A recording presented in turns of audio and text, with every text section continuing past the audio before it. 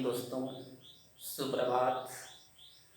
आज दिनांक 31/7/2021 शनिवार, B.Ed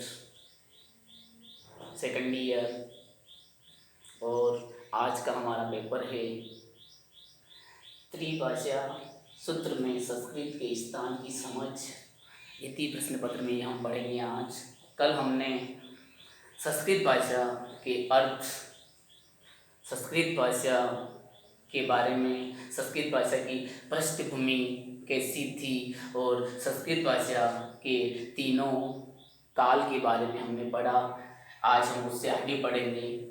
आज हम संस्कृत भाषा में त्रिभाषा सूत्र में संस्कृत के स्थान के बारे में हम पढ़ेंगे कि भारत सरकार द्वारा विद्यालयों में 3 भाषाओं का शिक्षण कैसे अनिवार्य बताया गया है, क्योंकि 3 भाषाओं को शिक्षा अनिवार्य बताया गया है। सबसे पहला हमारा मातृभाषा, जिसको हम दूसरा नाम से भी जानते हैं, जिसको हम क्षेत्रीय भाषा भी कहते हैं, और दूसरा है हमारा हिंदी, और तीसरा है हमारा अंग्रेजी।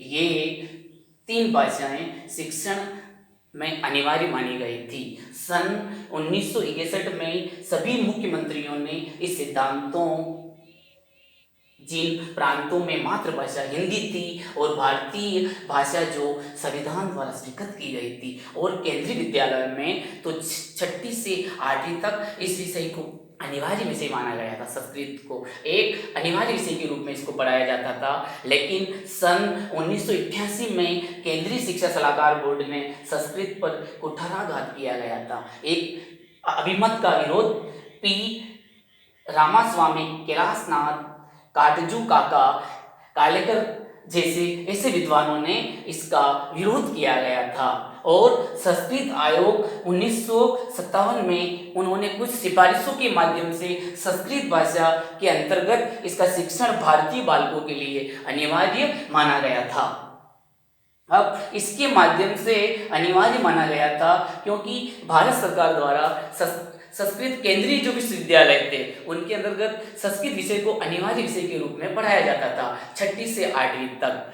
लेकिन कुछ विद्वानों ने संस्कृत विषय पर कुठाराघात जैसा ऐसे कुछ कदम उठाए गए थे, जिनमें 3-4 विद्वानों के नाम जैसे पी रामास्वामी, कैलाशनाथ, काटजू काका, कालेकर जैसे ऐसे विद्वानों का नाम आता है। और अब आगे हम इनमें और संस्कृत शिक्षा विभाग भारतीय बालकों के अनिवार्य विषय के रूप में किन किन विषयों में संस्कृत पढ़ाई जाती थी, जैसे प्राथमिक विद्यालय के अंतर्गत कक्षा 1 से 5 तक बालकों में संस्कृत विषय केवल एक ऐच्छिक विषय के रूप में पढ़ाया जाता था।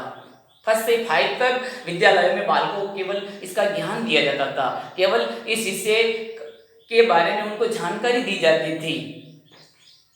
और उच्च प्राथमिक स्तर 6ठी से 8वीं तक एक विषय के रूप में, संस्कृत विषय के रूप में पढ़ाया जाता था 6 से 8 तक, क्योंकि 6ठी से 10 तक संस्कृत विषय एक बच्चों को समझाया जाता था कि संस्कृत विषय को की जानकारी आपको रखना अति आवश्यक है। और उसके बाद माध्यमिक स्तर पर 9 से 10 तक, क्योंकि संस्कृत विद्यालयों में तृतीय भाषा के रूप में केंद्रीय बोर्ड सलाहकार ने तो 6ठी से 10वीं तक इस विषय को अनिवार्य विषय के रूप में पढ़ाया जाता था। केंद्रीय विद्यालयों में तो संस्कृत को अनिवार्य विषय के रूप में पढ़ाया जाता था, क्योंकि ऐच्छिक विषय के रूप में इसको माना जाता है। और माध्यमिक शिक्षा बोर्ड तो 6ठी से 10 तक इस विषय को भी पढ़ाया जाता है, लेकिन केंद्रीय बोर्ड में इसको अनिवार्य विषय के रूप में माना जाता था। और माध्यमिक उच्च स्तर पर, इस स्तर पर संस्कृत भाषा के 2 रूप बताए गए थे, यानी 2 विषय के रूप में इसको बांटा गया था। सबसे पहला एक तो था अनिवार्य विषय,